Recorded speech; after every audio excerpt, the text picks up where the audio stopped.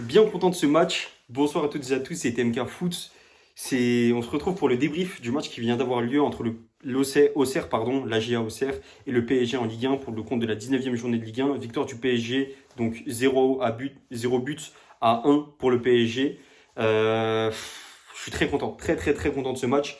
Il y a beaucoup de choses à dire, beaucoup dans tous les sens. Je suis grave content. Je suis content là, on va faire une bonne vidéo, un bon débrief et tout va bien se passer. Donc comme d'habitude, par contre, je le rappelle, pour les débriefs, ce qu'on va faire, c'est que d'abord, on va énumérer les deux compositions d'équipe. D'abord avec la GIA qui joue à domicile, ensuite l'équipe extérieure, donc en l'occurrence le PSG. Ensuite, on parlera du match, comment il s'est déroulé petit à petit, on reviendra sur certains points plus que d'autres. Et ensuite, les tops et flops. Et enfin, les conclusions à tirer, autant pour la GIA que pour le PSG par rapport à ce match. Est-ce qu'il y a eu du bon, du moins bon? Et je vous spoil dès maintenant, il y a eu du bon, du très bon dans ce match. Au global, ça s'est super bien passé. En tout cas, pour les compositions d'équipe, on va commencer avec le Auxerre. Auxerre en 5-4-1. Alors, je vais vous mettre une image ici. On voit la compo, mais avec les noms qui défilent. Et comme je vous l'ai déjà dit, ça, c'est un truc qui me dérange. Les comptes, que ce soit sur les réseaux sociaux, peu importe lequel, Instagram, Twitter, je m'en fiche, peu importe, X, quand vous faites des compositions d'équipe, faites-le pour les deux équipes. Là, il y a eu PSG-Auxerre, vous faites un PSG-Auxerre, faites aussi les compos de Auxerre. C'est un truc tout bête, hein, mais vous devez le faire, c'est logique. Je sais pas, quand le PSG joue contre Marseille, vous faites PSG-Marseille. Pourquoi? Parce que Marseille, ils ont la cote, il y a une cote de popularité, donc vous les faites. Mais c'est pas normal, il faudrait le faire pour les deux équipes, ou alors vous le faites pour aucune des deux équipes. Mais je trouve ça déjà non seulement irrespectueux, et en plus de ça, incohérent. Ça, c'est super bête, mais il faut arrêter de le faire. Parce que ça a aucun sens. Ça n'a aucun sens. Et vous, c'est dommage parce que ça peut vous faire de la pub quand vous mettez vos trucs. Mais non, là, du coup, je vais mettre juste le truc des réseaux sociaux de Auxerre. Bravo, le CM de Auxerre. Toi, au moins, tu auras un petit peu de buzz, mais tant mieux. Et je sais qu'à chaque fois, je me plains dans les vidéos par rapport à ça, mais je continuerai tant que c'est pas changé. Et j'espère que ça changera un jour. Pour la composition d'équipe de Auxerre, sinon, c'est un 5-4-1 avec Donovan Léon au cage. Sur les côtés, on a Mensa à gauche, Lamine Sy à droite qui a été très bon. Défense centrale, Sinali Diomandé, l'ancien de Lyon, avec Senaya et Akpa. Clément Akpa qui a fait une roulette à un moment sur un joueur très bon aussi. Milieu de terrain, on a El Azouzi, Ahamada, on va dire plutôt. Kevin Danois qu'on connaît bien, la Sinayoko qui a fait une bonne canne et qui est un très bon joueur de Ligue 1 de façon générale. Et en attaque, le Camerounais, l'international camerounais, Namasso qui est prêté par Porto, lui aussi très bon. C'est pas une surprise, on le connaît aussi. Maintenant, côté PSG, pareil, je suis obligé de parler de la compo avant de démarrer et vous montrer la compo. Je vais vous faire défiler, je pense, les trois compos que j'ai vus, parce que j'en ai fait une vidéo verticale. Vous pouvez la retrouver dans mes shorts. Après cette vidéo, vous pourrez cliquer, peu importe. C'est la vidéo qui s'appelle c'est un prank sinon. Et le PSG, franchement, dans la composition d'équipe, beaucoup ont montré que c'était un 3-4-3. Enfin, beaucoup.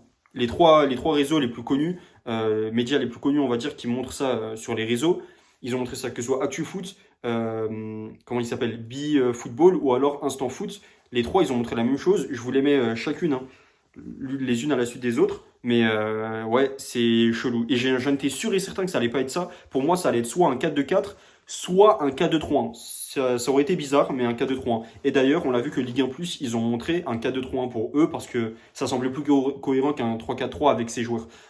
Un 3-4-3 dans l'absolu, c'est pas impossible. Mais je voyais mal Luis Enrique mettre un 3-4-3 avec cette composition d'équipe. Il l'a déjà fait, hein, mais 3-4-3, ça dépend. Défense à 3, quand on n'a pas le ballon, ça dépend où on est en phase de possession, justement, et on a un bloc très haut, de façon générale, pas le bloc défensif, mais le bloc, on va dire, général de l'équipe, le milieu et l'attaque.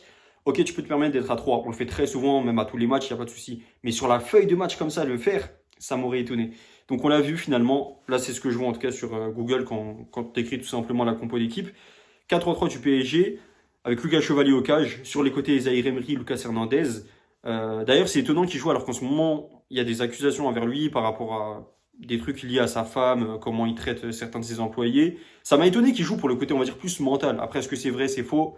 Ça, on verra plus tard. Mais ça m'a étonné par rapport à ça. Bon, au final, on l'a vu que pendant le match, il n'était pas trop perturbé, tant mieux pour lui. Défense centrale, Lucas Beraldo, Ilia Zabarni. Quand tu vois comme ça la défense centrale, attention, finalement, on dira ce qu'on en a pensé. Milieu de terrain, là, on voit qu'ils ont mis Mbaye, Vitinha et Mayulu. Et en attaque, Gonzalo Ramos, Bradley Barcola et Kvara. Je ne vais pas vous dire qui, dans quel ordre, parce que c'est des électrons libres. Hormis Gonzalo Ramos, c'est des électrons libres, donc pas besoin de préciser qui a joué où, c'est comme ça avec le PSG. Bon, sinon, pour parler du match, le déroulement de ce match. Franchement, dès le début, je suis content. Auxerre, ils nous ont mis en difficulté. Vraiment, on sentait qu'ils étaient dans nos pattes, ils étaent là à nous déranger et c'était une bonne chose. Je suis content parce que on n'a pas vu une équipe qui joue le maintien, si je dis pas de bêtises, on va vérifier tout de suite, mais Auxerre, si je dis pas de bêtises, ils sont derniers de Ligue 1, ou en tout cas avant-dernier, et t'es là, tu joues comme ça, franchement, c'est quelque chose de très fort, très grand. C'est pas quelque chose que tout le monde ose faire, que tout le monde aurait fait, donc il faut vraiment féliciter Pélissier, leur entraîneur également, parce que c'est fort, j'insiste vraiment là-dessus. On va voir vite fait. Auxerre est avant-dernier. Auxerre est avant-dernier à égalité de points avec Metz. Donc, on a joué contre Metz, on a vu que c'était pas du tout la même chose.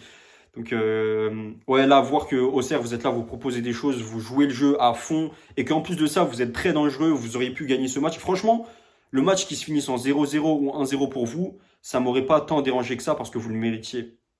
Vous le méritiez au vu de comment s'est déroulé le match. Au final, vous l'avez pas fait parce que le PSG a été au-dessus et a su démontrer de ses clés, pardon. On a su bien jouer justement de nos qualités.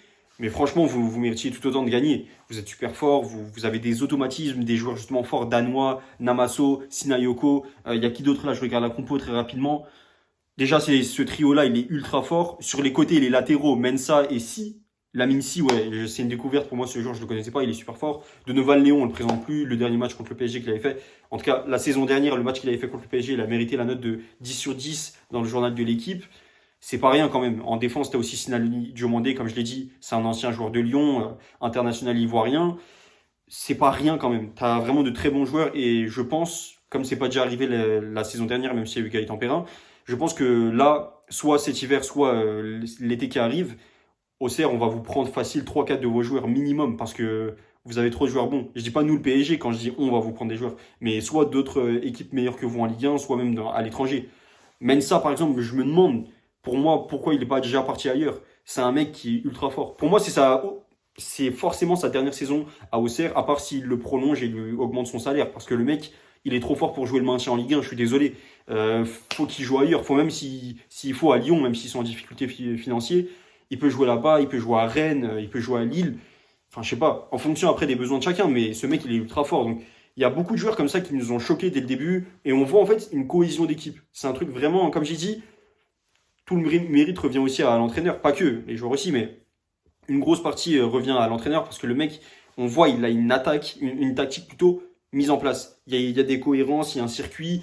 On voit que ça joue, ça propose des choses et c'est pas bêtement. C'est pas des choses qui sont faites pour les faire. Comme là où je reviens là-dessus, même si c'est différent en club et sélection, quand j'avais commenté, débrief, pardon, Cameroun-Côte d'Ivoire, j'avais dit les Ivoiriens ils proposent beaucoup de choses, mais on a l'impression qu'ils proposent juste pour proposer. Bah non, c'est pas ça le football. Là au moins ils proposent des choses, mais de façon cohérente. Tu vois qu'ils veulent amener quelque chose à la fin, il y a une finalité à tout ça. Même s'ils n'y arrivent pas maintenant, ils ont essayé de faire un truc et après ils vont essayer un autre circuit, de le faire d'une autre façon un petit peu, et ils vont essayer de trouver une autre faille qu'ils n'avaient pas trouvé précédemment. Donc ça, c'est excellent. Et nous, de notre côté, le PSG, on a essayé de faire la même chose. C'est pour ça que, même si franchement, le match restait à 0-0, ça m'aurait un minimum frustré forcément. Mais j'aurais été globalement satisfait de la rencontre parce que on a essayé de faire des choses et pas tout le temps les mêmes choses bêtement. De temps en temps, tu peux voir Vitinha qui fait des frappes. De temps en temps, tu vois Vitinha qui fait des passes quand il faut les faire. Barcola qui tente quand il faut tenter. Parfois, il rate. C'est pas grave. Kvara, ensuite, c'est son moment. C'est pas un joueur qui a pris toute la lumière. Désolé, je fais allusion à un joueur, mais c'est comme ça. C'est pas un joueur qui a pris toute la lumière, qui a essayé de faire des choses. Non, chacun a tenté à ses moments. Ousmane Dembélé, il est rentré de temps en temps, il fait croquer, de temps en temps, il mange pour lui-même et il a raison. Il faut le faire aussi. Gonzalo Ramos, pareil. On l'a vu d'ailleurs qu'il est frustré quand il sort. Mais globalement, on joue bien. La première mi-temps, quand je la vois, j'ai failli faire une petite vidéo verticale, mais je me suis dit non, d'abord, tranquille. Déjà que j'ai fait une vidéo pour la compo d'équipe, je me suis dit on va se calmer un peu, mais franchement, j'étais satisfait. Globalement, j'étais satisfait du match. Et même si on en restait là, c'est bon, il n'y a pas de bavure parce que la première mi-temps comme la deuxième mi-temps, elles ont été calquées l'une sur l'autre. D'habitude, le PSG, quand on gagne nos matchs, que ce soit 2, 3 buts d'écart en Ligue 1 souvent, on a tendance à je vais pas dire se relâcher en deuxième mi-temps, mais on applique une autre tactique. On se dit, ah, la première mi-temps, on a fait le job. Bon, bah, c'est bon, on ferme la boutique. Deuxième mi-temps, on va essayer de faire tourner un peu le ballon. On va faire des frappes s'il faut. On va faire rentrer des joueurs, je vais pas dire des joueurs mid, mais des joueurs dans la rotation de l'équipe, que ce soit des Beraldo, des Mayulu, des Mbaye. Je parle surtout pour la saison dernière, hein, parce qu'entre-temps, ces joueurs ont pris un autre statut. En l'occurrence, Mbaye et Mayulu, mais c'est des joueurs, voilà, qui, on sait que c'est pas les titulaires en temps normal. Les Gonzalo Ramos, en ce moment, il joue moins, mais il y a aussi Kanguinli. ce genre de joueur, quoi. Et ça fait plaisir de voir que là, on n'applique pas cette tactique parce que déjà, on ne peut pas se le permettre quand tu vois qu'il y a 0-0 à la mi-temps. Et pour moi, c'est une bonne chose. Ça met encore plus de challenge et de difficulté à Luis Enrique à tout le temps essayer de se renouveler, faire de meilleures choses. Et je pense que lui aussi, il kiffe. Parce que très souvent, Luis Enrique, il en parle. J'ai pas encore vu ce qu'il a dit en conférence d'après-match ou quoi, ou en interview d'après-match, mais souvent il dit, moi, ça me rajoute plus de défis, je kiffe ça, on doit se creuser les méninges, on essaie de trouver des nouveaux trucs, et c'est super.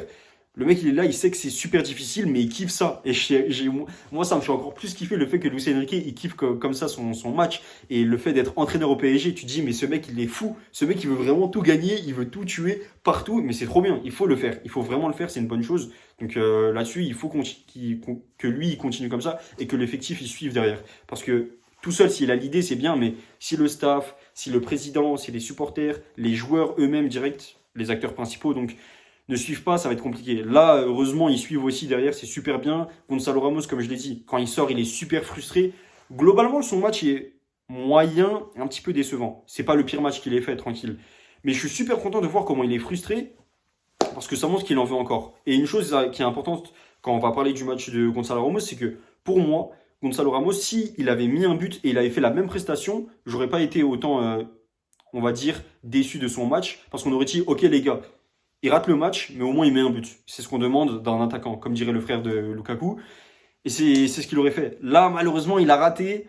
Mais je pense que Gonzalo Ramos, lui, il faut trouver une autre tactique avec lui. Il faut juste pas lui dire qu'il est titulaire au début d'un match. Il faut juste lui dire, eh là, c'est la 20e, on débute. C'est essayez de le douiller, essayez de le brain rot, dites ce que vous voulez, faites comme les jeunes, faites-lui un truc chelou. Mais Gonzalo Ramos, il faut pas lui dire qu'il est titulaire et que c'est le début du match. Quand il a cette information dans la tête, il devient nul. Pourquoi? J'en sais rien du tout. C'est à lui qu'il faut demander. Mais c'est un truc qu'il faut changer en lui. Il est chelou, il est comme ça. Donc il faut se comporter de façon chelou avec ce mec.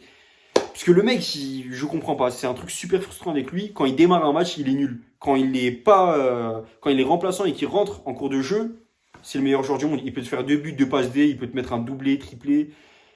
Je comprends pas. D'habitude, Gonzalo Ramos, sachant que lui, justement, il a plus de facilité contre les équipes en bas de tableau. Là, ça n'a même pas été le cas. C'est une équipe joueuse en plus. Contre Metz, je veux bien. Ok, on a joué, etc. C'était un bloc bas. Il a mis un but, si je ne dis pas de bêtises, contre le FC Metz. Mais voilà, c'est pas au niveau d'un Gonzalo Ramos. Là, ce soir, tu n'y arrives pas contre une équipe joueuse. Je sais pas. Il faut que tu joues tous les jours des équipes de bas de tableau ou des équipes qui jouent en bloc bas. Il faut que tu joues contre l'Atlético, contre Retafe, contre Metz. J'en sais rien, mais contre le Nantes, on verra le match contre Nantes, comment il sera. Peut-être que Gonzalo Ramos, il mettrait un but. Dans ce cas-là, vas-y, j'aurais compris comment il est pour de vrai. J'aurais cerné le personnage. Mais moi, je trouve que Gonzalo Ramos, il est super important pour l'équipe. Mais frère, fais encore mieux. On sait tous que tu peux faire encore mieux. Fais mieux. C'est la seule chose. Je pense avoir fait le tour des joueurs. Oui, non, justement, il y a un joueur dont je faisais allusion depuis tout à l'heure et j'en ai pas parlé, c'est Désiré Doué. Désiré Doué, je le disais à tous les matchs précédents là, quand tu joues, tu es trop individualiste, tu fais pas les bonnes choses. En dehors du terrain, tu fais, on va dire, c'est une expression en turc, tu fais du artistique. Artistique, c'est quoi? Faire le mec, se la péter, se vanter. Appelez ça comme vous voulez. Il fait l'artiste, on va dire. Il fait l'artiste, c'est bien. Sur le terrain, sois un artiste aussi. C'est vraiment. En fait, tu peux pas faire l'un et pas avoir l'autre. Tu peux pas avoir le beurre et l'argent du beurre, comme on dit. Il faut faire les deux en même temps, frère. Donc, fais le mec sur les réseaux et tout, ça me dérange pas. Mais sur le terrain, assume. Ce soir, comme je l'ai dit, j'en ai fait une vidéo verticale, elle sera disponible aussi sur YouTube.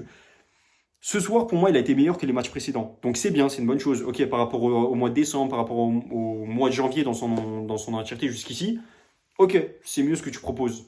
Mais c'est pas au niveau de Désiré Doué en 2025. C'est pas au niveau de Désiré Doué contre Liverpool, contre Aston Villa, en Ligue des Champions, en Coupe du Monde des clubs, en Ligue 1, en fin de saison, ce genre de trucs. Là, pour l'instant, t'es encore en deçà. Tranquillement, en tout cas, t'es en bonne voie. On va dire le Désiré Doué 2025, il est là. Toi, actuellement, t'es là. Et t'es comme ça. C'est une bonne chose. On ne dit pas qu'il en est encore là et qu'il va l'être, mais petit à petit ça va venir, sachant que c'est encore un jeune joueur, donc l'irrégularité c'est pas un problème en soi. Warren Zaïre-Emery, on l'a vu de temps en temps, ça a été le cas. Mayoulou, il a mis du temps avant de vraiment trouver du temps de jeu avec l'équipe première du PSG parce que c'est pas facile pour tout le monde. Mbaye, c'est un cas à part, lui, c'est autre chose. À chaque fois qu'il rentre, pour moi, il est pertinent, pas forcément toujours fort, mais pertinent. Donc ouais, c'est quelque chose qui arrive en tant que jeune joueur, c'est pas dramatique. Mais je tenais à le souligner, tu as fait un meilleur match que d'habitude. Le dernier joueur, je pense, sur lequel je veux revenir, c'est Zabarni. Zabarni aussi, tu m'as fait kiffer sur ce match. C'est pour ça que je dis que tout le monde a fait un bon match dans son entièreté. Hein. Zabarny, c'est ton meilleur match jusqu'ici dans l'histoire du PSG. T'en as pas fait 10 000, ça doit être quoi? Peut-être ton 15e, 20e match grand max. J'ai pas vérifié, mais franchement, t'as fait un match pertinent. Je suis super content de ton match. T'as été là pour l'équipe, t'as été important quand il le fallait. Vraiment, on a pu compter sur toi, ça c'est quelque chose de cool. C'est vraiment, quand il fallait défendre, t'étais là, quand il fallait être au marquage, t'étais là, quand il fallait revenir, justement, t'étais là aussi. Les bonnes relances, être pertinent, parler avec tes joueurs, encourager les autres, tu l'as fait. Tu montres vraiment un grand visage et tu montres la raison pour laquelle on t'a recruté. Alors, c'est pas encore au niveau de ce que moi j'attendais de la façon dont on a parlé de toi et le prix qu'on a mis pour te recruter, même si c'est pas, ça sort pas de ma poche, mais quand même. Mais en tout cas, tu es en bonne voie aussi. Donc ça, c'est une bonne chose. Désiré Doué en bonne voie, Zabarni en bonne voie. Les autres joueurs aussi, ils sont bien. Comme je l'ai dit, Lucas Hernandez, il a ses histoires. Mentalement, il aurait pu être perturbé. On ne l'a pas vu en tout cas sur le match. Mbaye qui rentre alors qu'il y a encore quelques jours, ça fait même pas une semaine, il jouait la finale de la CAN. Franchement, quand tu vois ce genre de choses, ça fait plaisir. C'est un PSG qui se relève bien, un effectif qui se relève bien. Tu vois un bon visage, un beau visage, un grand visage du PSG. Même si on a gagné que 1-0, hein. C'est pas ça qui compte, c'est vraiment sur le contenu du match. Peut-être que le PSG, on a dominé sur les statistiques, les datas, les XG, tout ça, la possession, mais c'est pas ce qui m'intéresse. Dans le contenu du match, on a été intéressant, ça c'est super bien et c'est quelque chose d'important à relever aussi. Bien que pour moi, Auxerre a été plus intéressant euh, dans le contenu du match. Il y a des moments, Auxerre, ils ont raté des actions et j'avais envie qu'ils les mettent. J'étais frustré pour eux, alors que j'ai vraiment pas d'empathie spécifique, pas d'histoire avec le club de la Auxerre, mais la façon dont ils jouaient, t'étais en mode ah vas-y, c'est dommage, t'as envie qu'ils gagnent, t'as envie qu'ils fassent des choses et tout. Là, ça n'a pas forcément été le cas, c'est dommage pour eux. Sachant qu'il y avait Giroud, voilà, t'avais envie qu'ils gagnent le match, c'est dommage pour eux, mais bon, c'est comme ça, c'est le football. Au final, on a gagné. J'ai envie de dire que pas forcément les meilleurs ont gagné ce soir, mais ça n'a pas été immérité. Ça n'a pas été mérité, ça n'a pas été volé, quoi que ce soit. Comme je vous l'ai dit, au final, s'il y avait 0-0 ou 1-0 pour Auxerre, ça m'aurait ça m'aurait pas dérangé, en tout cas sur ce match précisément. C'est quelque chose qui peut arriver, c'est pas dramatique. Maintenant, pour les tops et les flops du match, franchement, je pense pas avoir de réel flop. J'aurais peut-être mis Désiré Doué, mais c'est un peu dur. Sachant que, comme je vous ai dit, il est sur la bonne voie pour revenir. Je vais le mettre. Franchement, je vais le mettre pour une seule et unique raison. À cause de lui, Bradley Barcola, il n'a pas pu mettre son deuxième but. Ça, c'est dramatique, donc forcément, je le mets. Bradley Barcola, j'en ai pas parlé, mais il fait un bon match. J'espère aussi qu'on aura l'occasion de revenir sur son match, mais ça a été incroyable. Le mec, il a été tellement content. Il a fait pas. Il est super content de célébrer. Pendant 10-15 secondes, tu vois, il fait ça, il s'arrête pas du tout. Puisque le mec, on dirait, ça fait 15 ans, il n'a pas marqué. C'est un truc de fou, mais c'est super bien. Je suis content de voir ça, puisque ça montre que voilà, il l'extériorise, ça fait longtemps il voulait marquer, ça fait longtemps il voulait ses stats, et que pendant ce match, il a fait que de chercher à marquer, c'est une bonne chose, je suis vraiment content pour lui. Le fait qu'il se retrouve aussi sur le terrain directement par rapport à son positionnement, il se retrouve plus proche du but, ça le permet de justement mettre un but, donc c'est une bonne chose. L'autre, c'est Désiré Doué qui l'en empêche, c'est comme ça, c'est pas grave, t'as été frustré, t'as tenté aussi un lob, Bradley, c'est incroyable. Je reviendrai sur toi plus tard parce que j'espère j'en aurai l'occasion, mais t'as été fort ce soir, on n'oublie pas pour moi. Enfin, t'as été élu homme du match et t'es mon homme du match aussi. Même si tu l'avais pas été, moi je le dis, t'es l'homme du match. Donc super fort. Et en flop, je mets que Désiré Doué. Même s'il est sur la bonne voie, c'est un. J'ai envie de dire que c'est un blâme que je lui mets, mais pour justement le frustrer qu'il fasse mieux au prochain match. Comme ça, il se dit, ok, TMK Foot a dit que j'étais pas bon, je vais essayer de faire mieux et le faire taire. C'est vraiment mon plus grand rêve. J'espère que tu le fais, mec, parce que c'est tout ce que je souhaite. C'est si t'es meilleur, tant mieux pour nous, tant mieux pour le PSG. Donc c'est dans notre intérêt à tous. J'espère que tu pourras le faire. T'es mon seul flop. Franchement, sinon, en top, sinon, je mettrai tout le monde. Je suis désolé, je mettrai tout le monde, que ce soit les entraîneurs, les deux entraîneurs, dans les tribunes, comment ça s'est passé, l'ambiance, elle était conviviale. Les deux équipes ont été bonnes, donc vraiment rien à dire. Tout le monde a été super bon. Je peux pas mettre un top plus que les autres. Ils ont tous été super bons. Il n'y a pas un joueur qui sort du lot, mais dans le bon sens du terme. Parce que tout le monde a été bon. Pour sortir du lot, dans ce cas-là, il faut faire plus qu'un bon match. Il faut faire un excellent, un match exceptionnel. Ça n'a pas été non plus le cas. Tout le monde a fait un bon match. C'est quelque chose de bien. Mais voilà, ne nous empressons pas, comme j'ai dit. Tranquille, on est sur la bonne voie, nous aussi, le PSG. Donc, je nous encourage, c'est tout. Donc, ce sera tout pour ce match. Juste en conclusion, je pourrais dire que Auxerre, ok, vous jouez le maintien et tout, mais si vous continuez comme ça, j'ai aucune inquiétude pour vous. Vous allez rester en Ligue 1 la saison prochaine, il n'y a pas de doute. Donc ça, c'est une bonne chose pour vous. Nous, le PSG, il faut qu'on continue comme ça. On a des échéances qui arrivent très prochainement. Que ce soit en Ligue 1, il y a pas mal de matchs compliqués. Un lourd calendrier, je vous le mets ici, le calendrier du PSG sur les prochains matchs en Ligue 1. En Ligue des Champions, on sait qu'on a Newcastle, il faut terminer bien proprement. Donc j'espère qu'on fera une victoire contre eux. C'est important déjà non seulement pour assurer la qualification, mais en plus de ça, pour montrer un beau visage en Ligue des Champions contre Newcastle. Pour moi, c'est une revanche contre Newcastle, c'est un truc important. Donc je tiens à ce qu'on gagne ce match. De combien de buts, j'en sais rien, ça m'est égal, mais qu'on gagne ce match. En dehors de ça, sinon, ça s'est bien passé. Et la vidéo, elle est déjà assez longue, ça fait 20 minutes. J'en ai déjà assez dit. Merci de m'avoir écouté. C'était MK Foot. On se dit à une prochaine. Quand, je ne sais pas encore, mais très prochainement. Et moi, je vous dis bonne soirée. Salut!